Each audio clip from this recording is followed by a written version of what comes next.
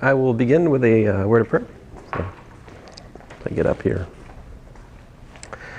Heavenly Father, we thank you for this day again. I thank you for this class and this chance we have just to meet and study your creation. Help us to glorify what we do and just understand what we can about the Gauss Bonnet Theorem today, Lord. In your name I pray, Lord Jesus. Amen. All right, so let's see. I suppose I should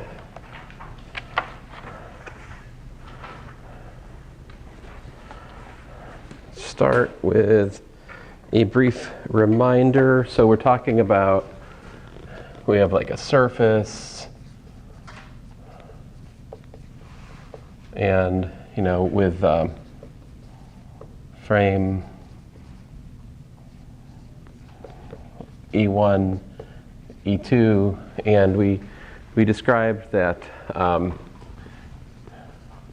co-frame theta 1, theta 2, and we had worked out that d theta 1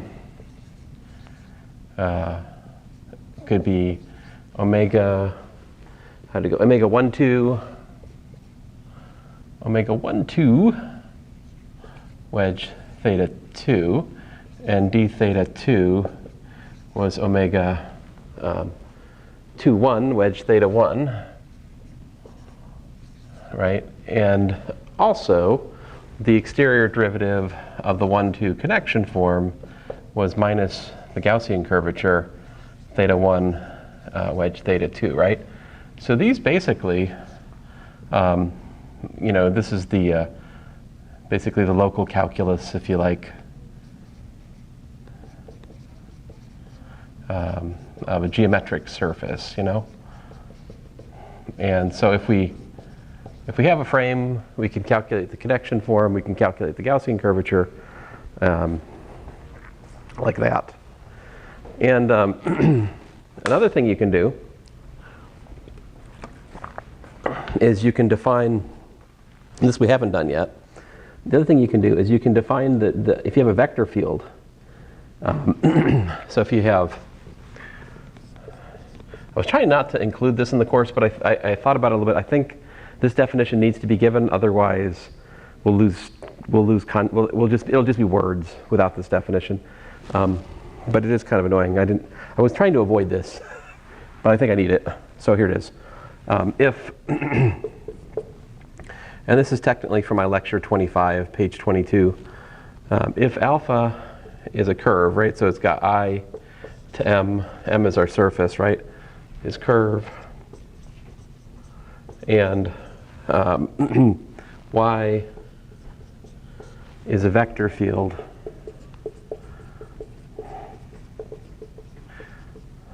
along alpha. And by that we simply mean that if we take t, we can map it to y sub alpha of t, and that is equal to y of alpha of t, right? Is an element of, I'm sorry, I regret the last equation there. Let me erase that.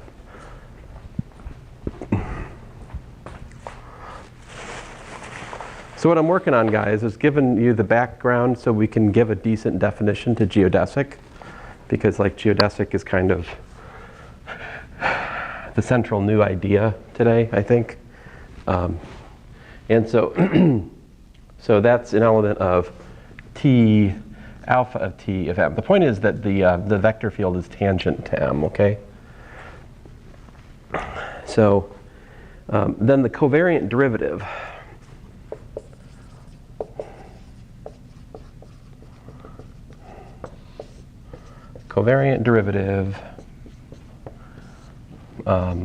of y along alpha, what is it? Is it equal or element? Oh, element. Definitely element. Goodness gracious. Yeah, a vector does not a tangent space make.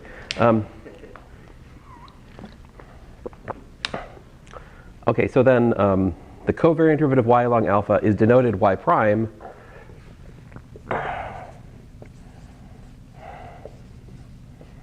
This of course, I'm talking about O'Neill. I don't know if it's that generally speaking. But anyway, here it is. Y prime is equal to f prime, f1 prime plus f2 omega 2 1 alpha prime close parentheses E1 plus f2 prime plus f1 omega 1 2 alpha prime close parentheses E2. All right, where y is equal to f1 E1 plus f2 E2. In other words, f1 and f2 are the components of y with respect to the E1 E2 frame basis, right? And like f1 prime probably should be properly understood to be ddt of f1 of alpha of t, truth be told, you know, etc. So these derivatives are done by evaluating the vector field along the curve and taking the appropriate derivative. And these are the connection forms.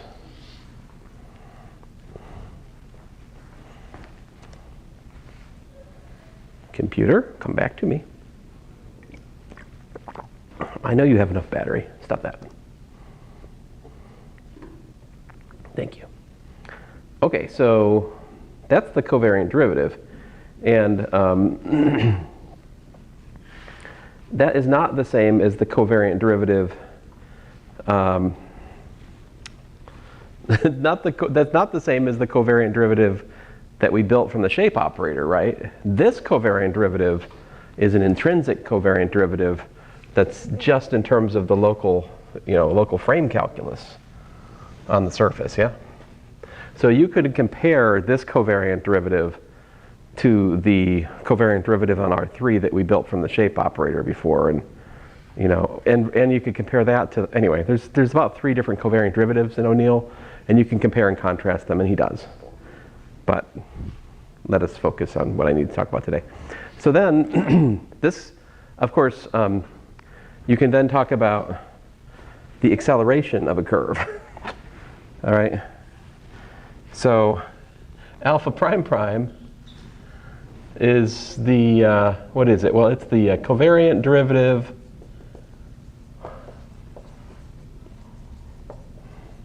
of alpha prime along alpha.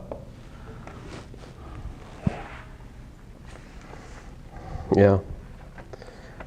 So I could make, if we were also using that other note, like we don't, but if I was to say call this, like maybe a natural notation would this be something like delta alpha prime. This is not it. I mean, let me put some quotes on this, square quotes, because this notation has a different meaning in O'Neill, so I don't want to write that. But if I was to write that, that would be more or less like nabla alpha prime ab alpha prime.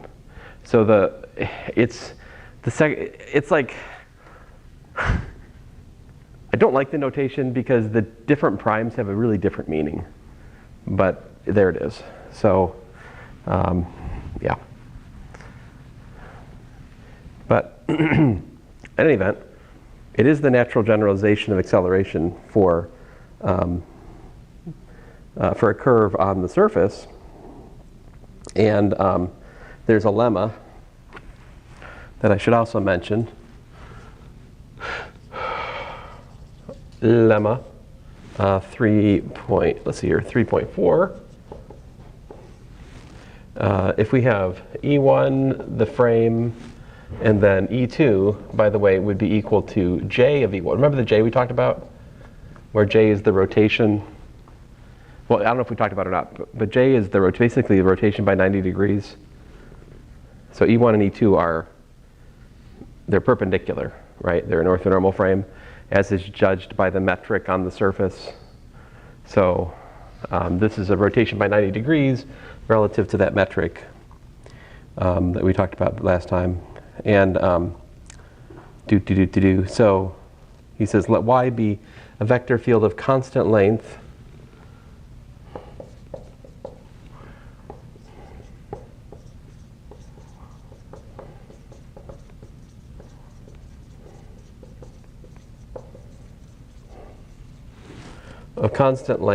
along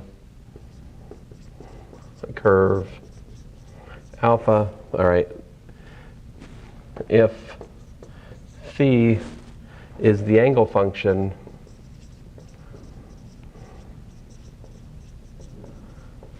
from E1 to Y, then Y prime is equal to actually phi prime plus omega 1, 2 alpha prime times j of y. And the parentheses is supposed to go like this. Sorry about that.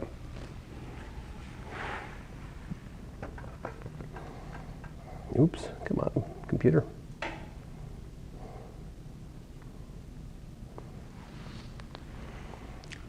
Now, the proof is just a gory calculation, which I won't do. It basically involves the j being, so like if, well, yeah, so I'm not going to do it. So anyway, this lemma is important. Now, definition, a vector field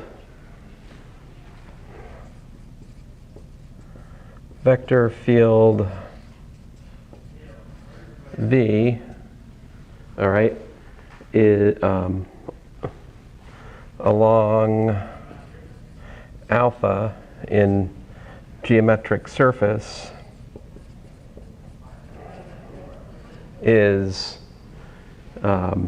parallel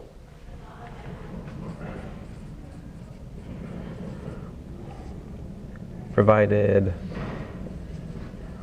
V prime is equal to 0. So a parallel vector field has a vanishing covariant derivative along alpha. All right. Now, let's see here.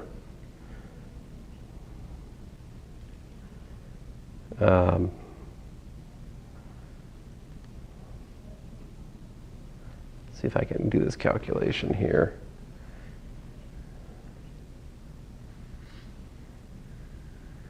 So you can work out from that.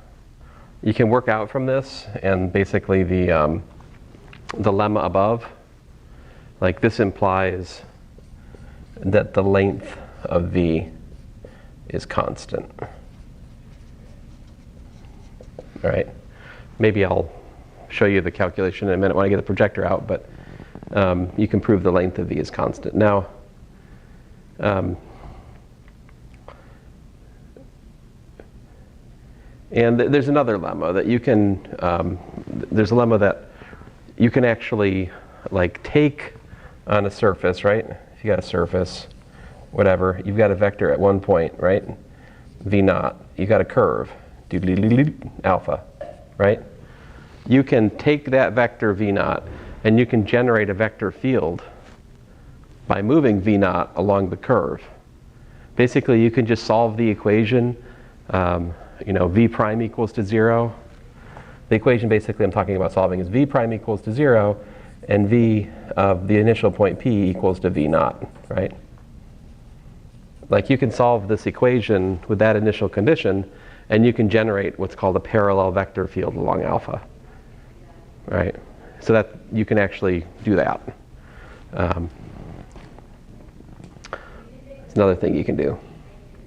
And the vector field which is generated by a curve and a given vector at the start of the curve is called the parallel translate of V along alpha. So you can, what I'm saying is that there's a construction you can do here. You can generate the parallel translate. Now we take this for granted all the time in like physics, where we talk about vectors are wherever they want to be and you just move them, right? you move them while keeping the direction fixed, right? So we do this all the time in like basic physics, but on a Riemannian manifold, in particular on a surface, you can also do parallel translation in this way. So like, you know, you're somehow translating the vector such that, you know, this is the parallel translate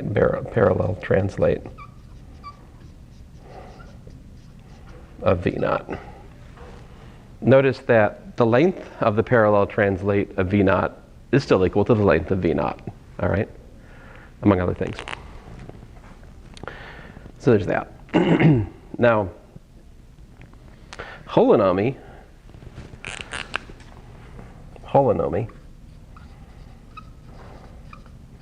is something you can study on the surface.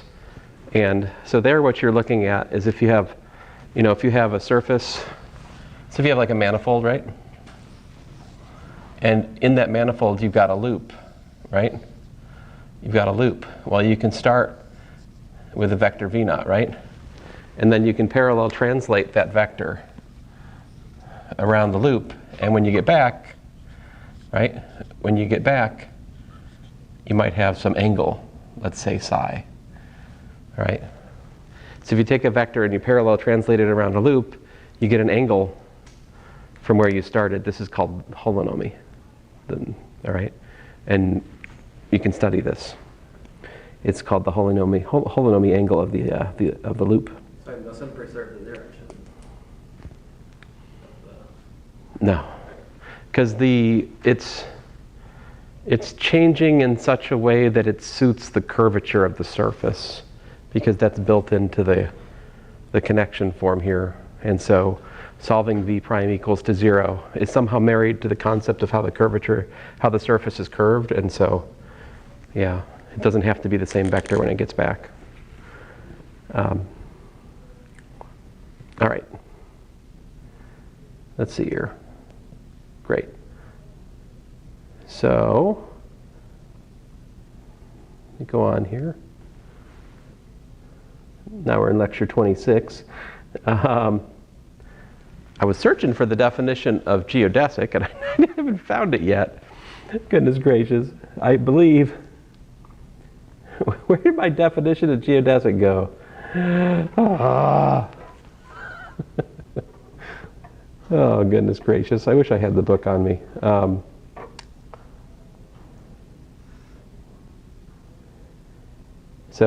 Anyway, I was just reading before class. I just can't find it now. It's bugging me. So a curve is a geodesic if its acceleration 0. So definition, alpha geodesic if alpha prime prime equals to 0.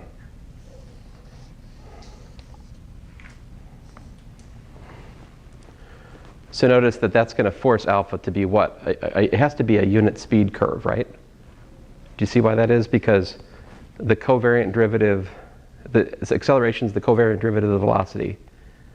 But for the covariant derivative of a vector field to be constant, it has to have constant length, right? I mean, so the velocity field is parallel, which means it has constant length. I guess the question is, why is that length 1? Maybe that's not obvious at the moment. It's definitely constant speed curve, but perhaps the definition of geodesic at least. Anyway, it is true, geodesic has to be a unit speed curve. It has to be parametrized with respect to arc length. All right, so then next up here, definition. If beta from I to m is a unit speed curve,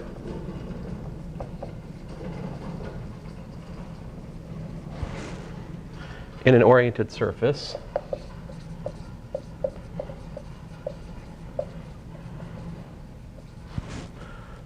we define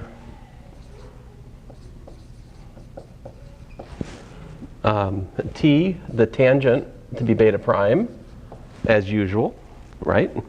Like we're talking about t as in unit tangent, so we're talking about the Fredde frame, right? So we can talk about the unit tangent to the curve, like that, unit tangent. And then what?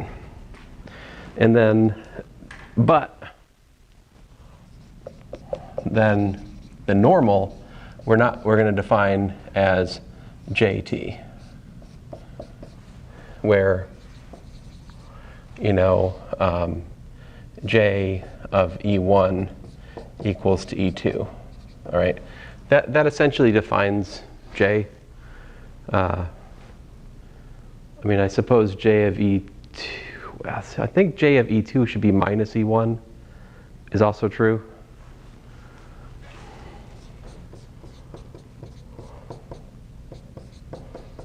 So if you were to look at like the matrix of J in the E1, E2 frame, it looks like 0, 1, minus 1, 0. It's essentially, it's rotation by 90 degrees is what it is.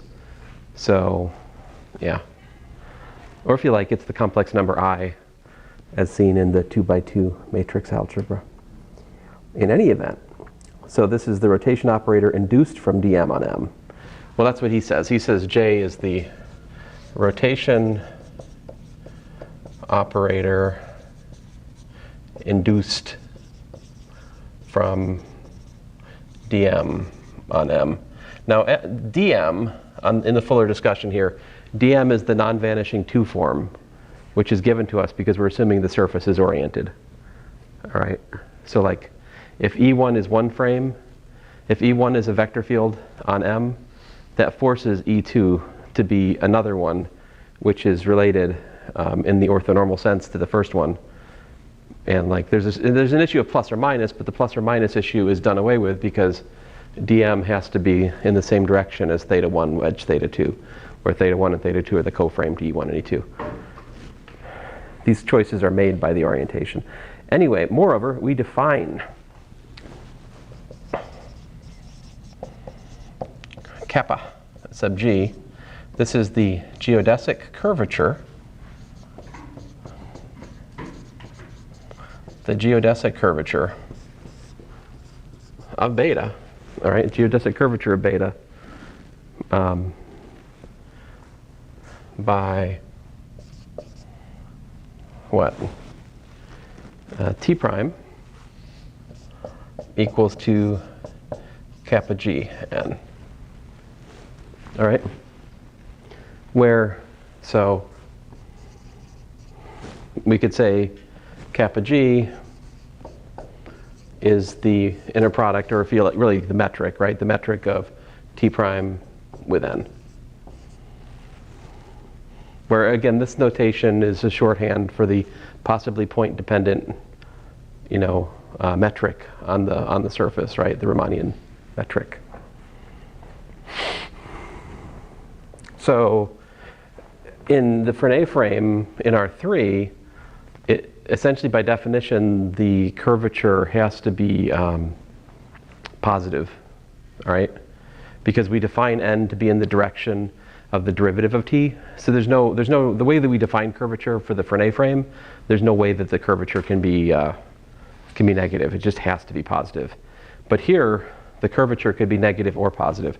And so basically, if you have, what it means is kappa g positive means that T prime turning towards well, T rather is turning towards J of T. All right.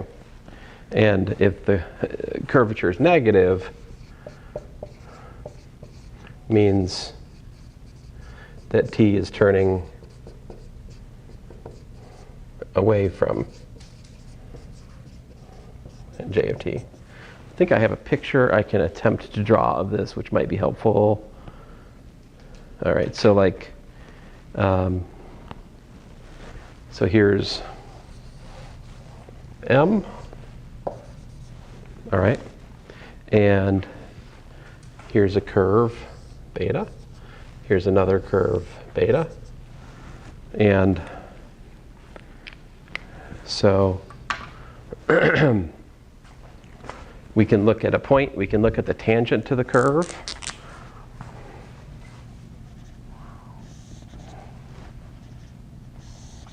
Right?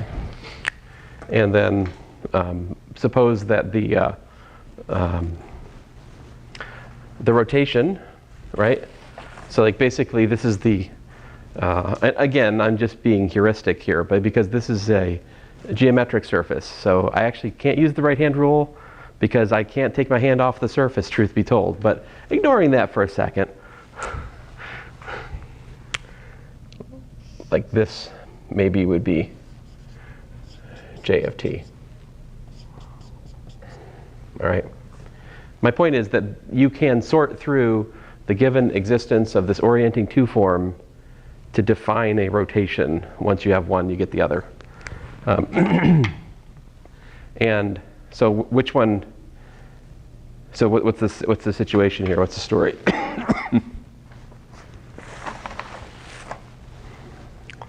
So this one would have cap of g what? It's what t is turning, looks like t is turning towards, right? So this would be positive geodesic curvature. Whereas this one, the, oh wait a minute.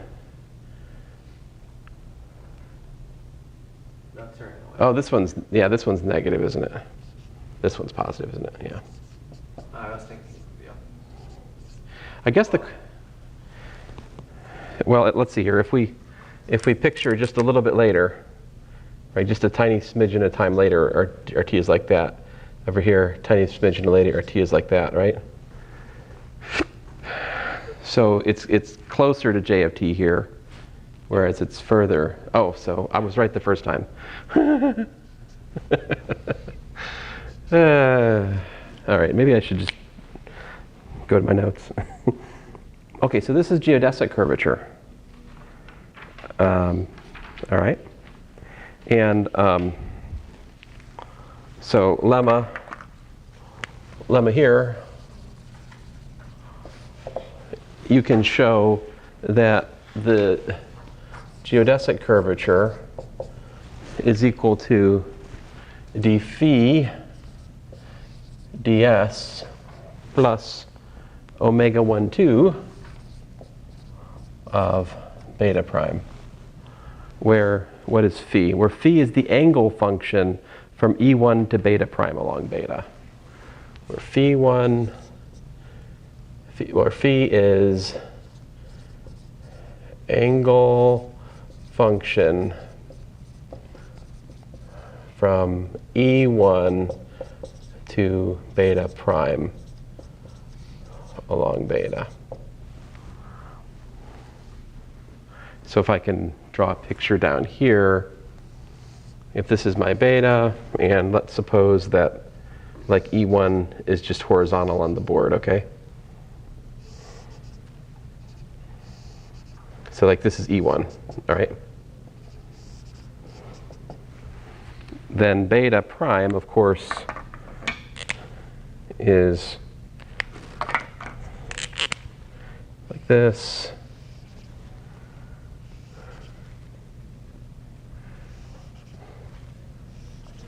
So the angle we're talking about here is this.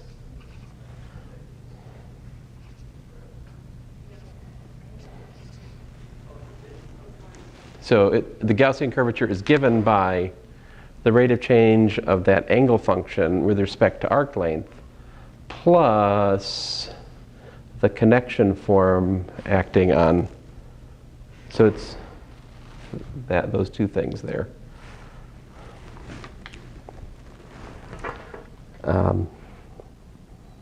So in the case of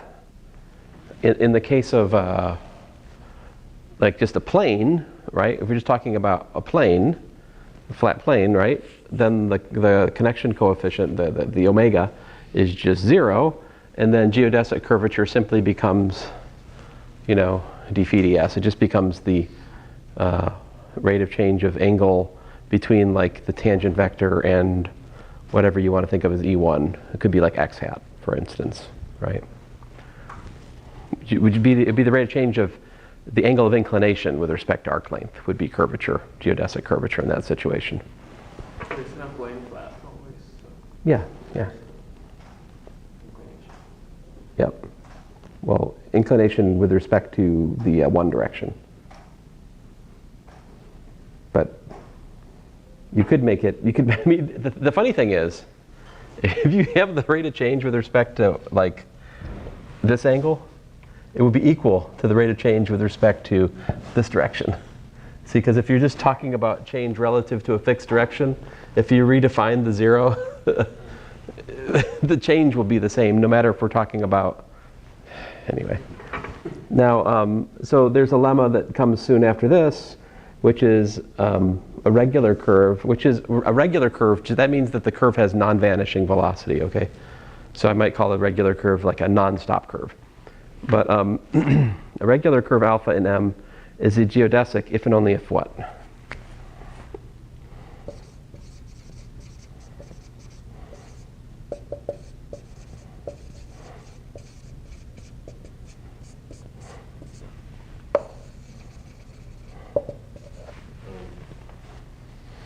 Care to take a guess?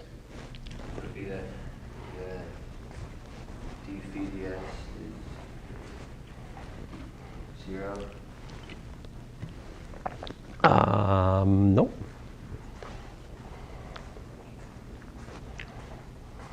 You're in the right direction, but be greedier than that. It's that all of this is 0.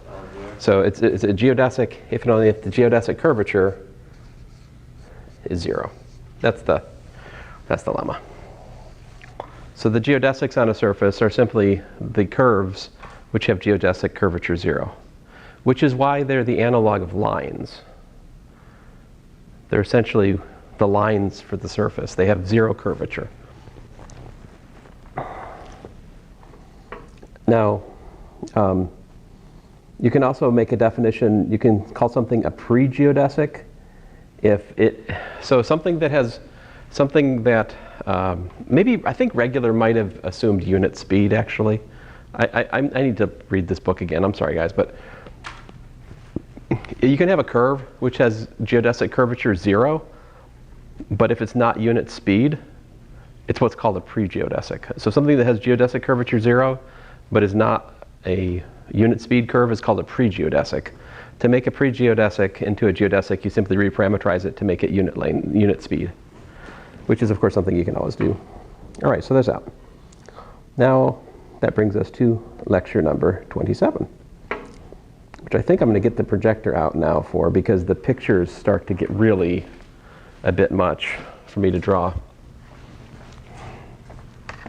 I hope I've done enough so that when I start lecture 27 now, you guys won't just be like completely blown over by the sea of new notation. I have to be careful here because the one trouble with lecture 27 is that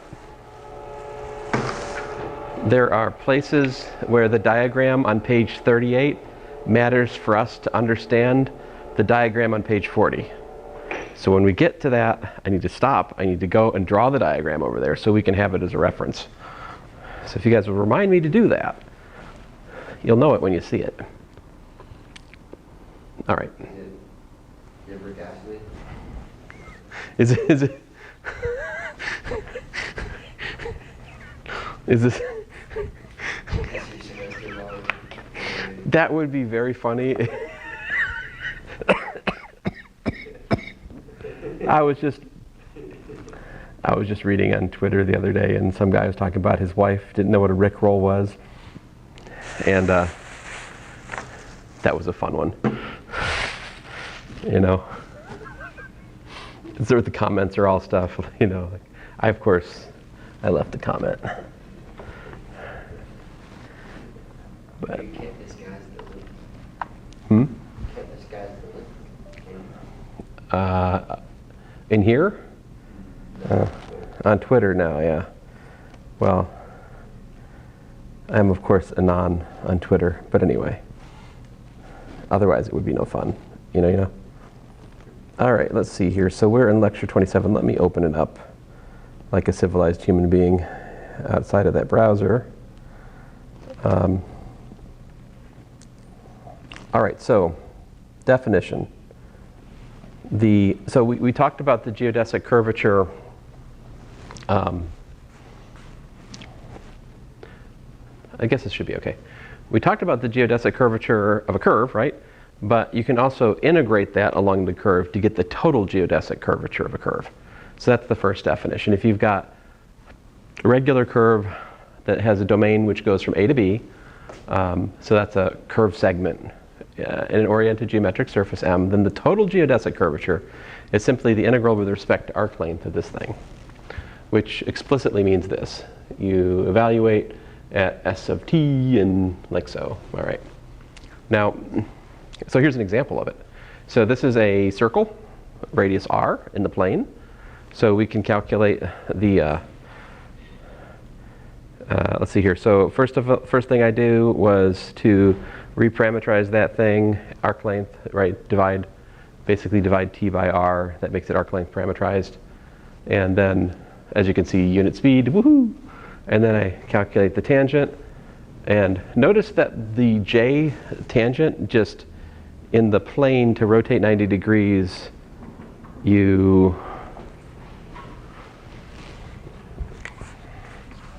right, if you've got this vector, we want to rotate, if this is t and this is jt, right? If this is AB, then this guy is what? It's minus b a, right? And so that's what I did here. I did minus b and then a. So it's the usual 90-degree rotation. That's what jt is. And then the Gaussian curvature, the geodesic curvature, too many g's, is the inner product of t prime with n, which here I think is just the plain old garden variety Euclidean, just the dot product for this one. And so lo and behold, the geodesic curvature for the circle is 1 over r. No surprise there. I mean, well, maybe it's a little bit of a surprise, but I guess if I'd asked you to guess, maybe that's what you'd have guessed, right? If anybody asked you to guess something about the curvature of a sphere or a circle, you should just be like 1 over r, right? Or unless it's Gaussian curvature, which is 1 over r squared, right?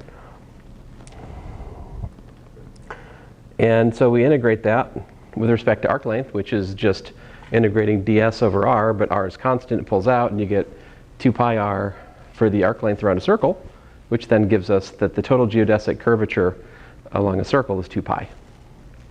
Okay. So, yeah. Clockwise oriented circle in the Euclidean plane, to be clear. This is important for our future work here. Let's take a second to appreciate this. If you had a clockwise surface, we wouldn't have gotten 2 pi here. We would have obtained minus 2 pi. So this integral, the total geodesic curvature, is sensitive to orientation. If I change the orientation of the curve, I get minus what I would have otherwise. So it's one of those kind of things. It is an oriented integral in that regard. And also, if you wanted to wrap around the circle a bunch of times, if you wanted to wrap n-fold counterclockwise times around the circle, you would have got 2 pi n. So this total geodesic curvature is telling us something topological about the surface. I mean, the circle, rather, if you think about it. Now, I don't know why it does that. Stop that. So next up here, as I told you guys before but didn't calculate, the geodesic curvature is d phi ds plus omega 1 2 beta prime. And so then lemma, if you calculate the total geodesic curvature along a curved segment, it's equal to, as it turns out, the difference of the angle function at the endpoints. Now remember, this is the angle function of the curve alpha with respect to the E1, with respect to the E1 frame field. This becomes important because we'll have curves which have different situations with respect to E1, right? More on that in a second, but anyway, so this is it.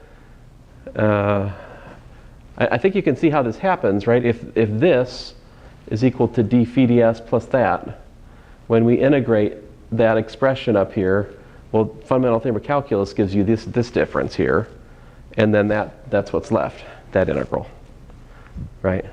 So it's just that. Now, the proof is here. It's just what I said. So, yeah. So, let me begin collecting pictures. So, Page 37. this is page 37, but it feels like it's time. It's time to begin. Am I Thanos? Collecting. Did I ever tell you about my intermediate algebra student who didn't know Thanos was? Yeah, I made this inadvertent, so this was 5 years ago. So it was before Marvel was completely dead to me. Context, you know. And I just made some passing comment about Thanos. I forget exactly what it was, but the student was like, I don't know what that is. I was like, what? And I started probing him. He had not seen any movies. Ever? No, he just doesn't watch anything like Star Wars, no. Like any kind of superhero type movie you could think of, he has not seen. Have you seen a movie before? Oh, he's seen sports movies. He's a football player. I still feel like he was lying to me, but I know Thanos is from Marvel, but I'm not sure. Is it before? yeah, I mean, Thanos is the major villain for the first 10-year story arc to the Marvel movies, give or take. The big movie where he's the main guy is Infinity War. It's a very complex class. It's great.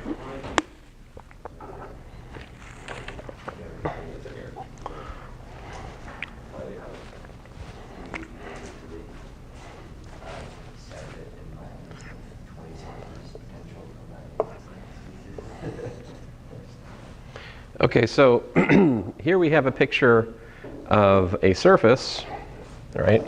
So here's the surface. And over there you have a little rectangle. I probably should use some color coding here. So you have, this one is alpha bar, that one is beta bar, gamma bar. So if I was to make the arrow go this way, it would be minus gamma bar, minus gamma bar. If I was to make the arrow go that way, it would be minus delta bar. So notice that the gamma and the delta are set up so that they go in the positive increasing direction of V and the positive increasing direction of U. So if I want the if I want the positively oriented boundary of this rectangle, I do alpha bar, beta bar, minus gamma bar, minus delta bar. All right, and then we have a parameter. So at this point, we've left. Admittedly, at this point, we have left.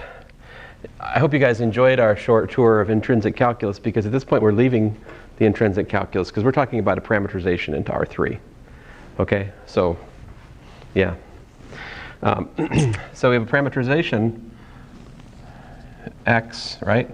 And it takes this and it puts it up there into some kind of curved segment, right? This curved segment. So you have alpha, you have beta, you have, if I go this way, minus gamma. If I go that way, minus delta, all right? And so the point is that we have the image of a literal rectangle in the UV space gives us this, what's called 2-segment on the surface. So a 2-segment is the image of a rectangle under the parameterization, all right? In chapter 4 of O'Neill, he drags this out and makes a whole chapter about it, all right? Yeah, so there's that. So the boundary of x is, alpha plus beta minus gamma minus delta.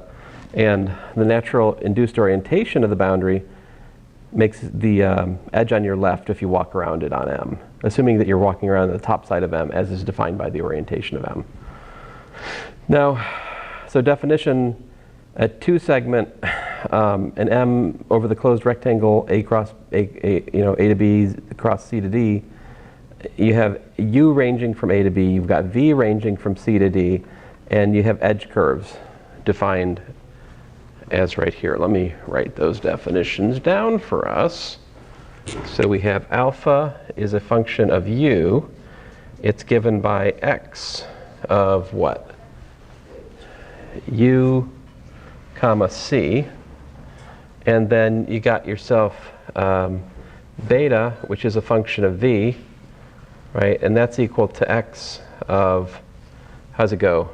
B comma V, am I right? I got it. Woohoo. And then you got gamma, which is a function of U, and that's x is a function x of U comma D, I believe. And then delta of V is equal to x of A comma V, I think.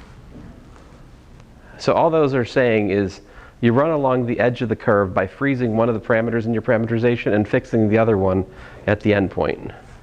The endpoints being A, B, C, or D. Jeff appeared. What the what? All right. That's good. That's good. We haven't got to the main theorem yet, so. At the moment, we're just building up definitions so we can understand the main theorem. It takes, the language used in the Gauss Bonnet Theorem takes me about an hour to kind of explain what it means. That's what we're doing. So, the boundary of x is a simple closed curve. So what's the total geodesic curvature on the boundary of x? So if x was a single closed curve, it'd be different, but it's not. It's got corners, and as such, we have to mind the corners. So like the integral has to be broken up because the results we had before were for like a regular curve, but the corners make it irregular, essentially. So we have to break the integral up into each line segment, curved line segment, of course, and here's what it looks like. So the integral over the boundary of this funkified two-segment here, you have the integral along alpha, the integral along beta, the integral along minus gamma, the integral along, this is minus delta here. Oh, the label's there. So remember we have that theorem that I should have written down. Rats. The lemma. We had that. Was it in this one?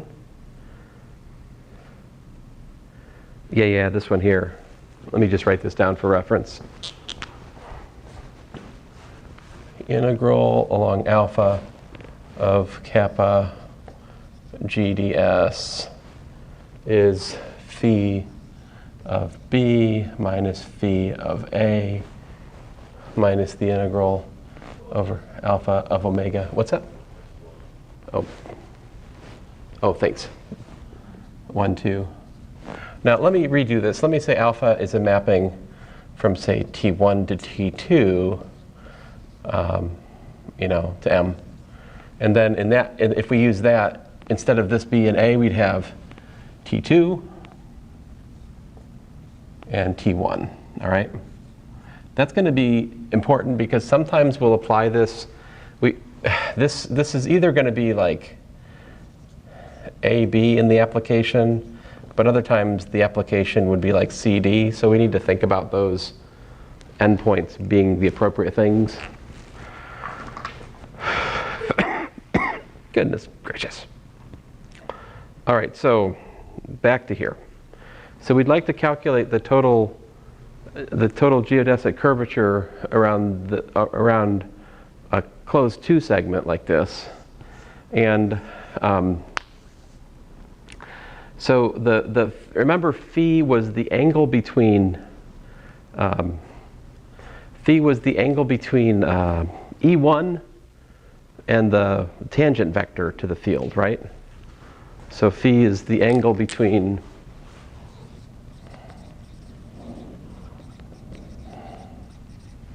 E1, and actually E1, we're going to find out soon, it's proportional to the partial x partial u.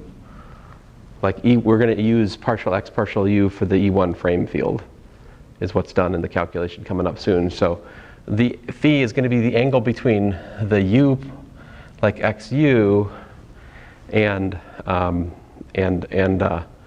the curve in question. Oh, I can't use that for proportional. Goodness gracious. I guess it's this. All right. So it's between that and, thank you, alpha prime. All right. So I guess I need to draw this picture. Rats. Let's expand that one up here. So we've got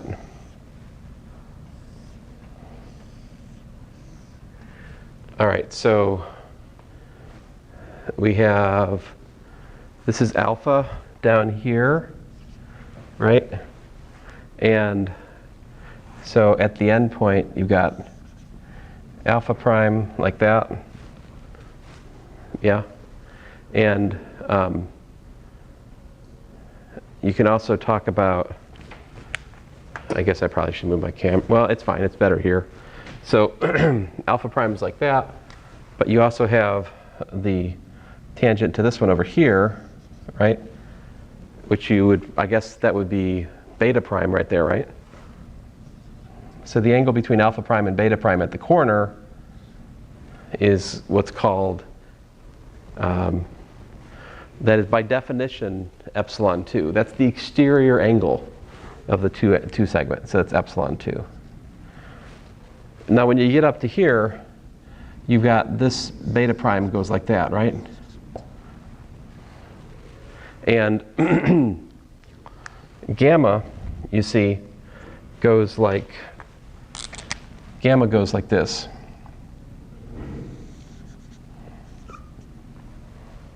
See, that's where gamma prime is. I'm going to move. I don't know which better, to leave the camera there or over here. I'm going to put it over here. I think it's helpful to see people draw pictures sometimes, so I'm going to move over here. All right, so that's that. Now the, let's see here. So this angle right here is the third exterior angle by the definition. Now over here, if you look at alpha prime here, right? And so delta prime would be, how do I draw it up here?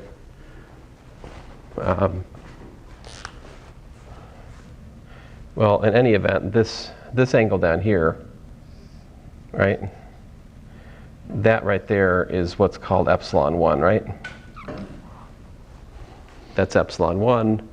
Now, to be fussy, I believe this is minus delta prime at that point, because delta goes up, so that's like minus the delta prime derivative.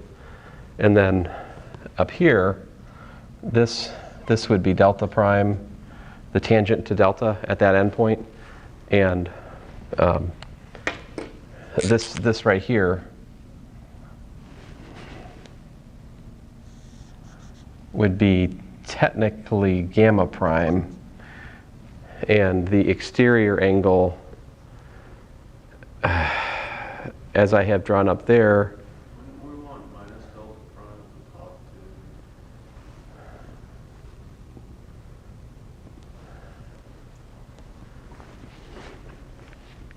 too. Yeah. I'm sorry, I should follow the curve, you know? I have to follow the curve. So the thing is, the curve's going, so yeah, you're right. It would be like, thank you. So like that, minus delta prime, like you said. And that angle here, It'd be minus Just a second here. Yeah, I think you're right. Yes. And that was epsilon 4. So there's a couple of annoying things going on here to keep track of, but they serve their purpose. The one is, so we're orienting the boundary of x, right? The boundary of the two segment in the positive sense, in the counterclockwise sense. And so we're defining the exterior angle at each corner as the angle you need to sweep from the tangent of the previous segment to the tangent of the next segment. It's always that. Previous, sweep to new, previous, sweep to new, previous, sweep to new, previous, sweep to new. Or end, sweep to beginning, in that case perhaps. Yeah, those are the exterior angles. All right, so we got that. Let's go on. Let's go on. Whew. So the vertices are P1, P2, P3, P4. Oh, I forgot to label my vertices. So this guy is P1, P2, P3, P4. All right. And the turning angle at each one is derived from the edge curve as I just discussed. All right. Oh, the interior angle at the jth vertex is pi minus epsilon. So the interior angle at the jth vertex is simply equal to pi, what did I just say, pi minus epsilon j, right? And you can kind of, I don't want to, it's going to get awful busy if I, oh fine, let me just try to draw them. I got an orange marker. Let's go, let's get nuts. That's what this orange marker is for. It's its only purpose.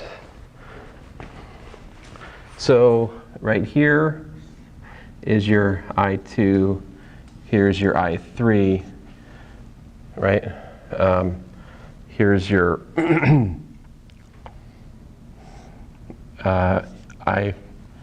I4, and of course, last but not least, this guy in here, I1. Okay, so those are the interior angles. So the sum of the exterior and the interior angle at each vertex is pi. Yeah? Yeah. Is that always true? Is it always true? Is it always true in what sense? Is like the exterior angle and the interior angle equal to pi? The sum of the interior and the exterior angle equal to pi? Yeah. Yeah, I think that's true for any kind of like polygon. What's supplementary angles or complementary? Yeah, supplementary. Yeah. All right. So here are some pictures. I decided that the last page wasn't blown up enough, so I made some new pictures. Let's skip past this. So here's a theorem. This is one version of the Gauss Bonnet Theorem. Well, it's an aspect of it, let's say. If you have a curved segment, one-to-one regular two-segment geometric surface, dm is the area form determined by x, then the integral of the Gaussian curvature times dm plus the integral of the geodesic curvature around the edge plus the sum of the exterior angles has to be equal to 2 pi. So let's see how that's proved. So, also an alternative version of this in terms of interior angles, since each exterior angle is pi minus the exterior angle. If you trade this, you can write epsilon j is what? It's equal to pi minus ij. So you'd have pi, 4 pi's. And if you subtract that to the other side, you get a minus 2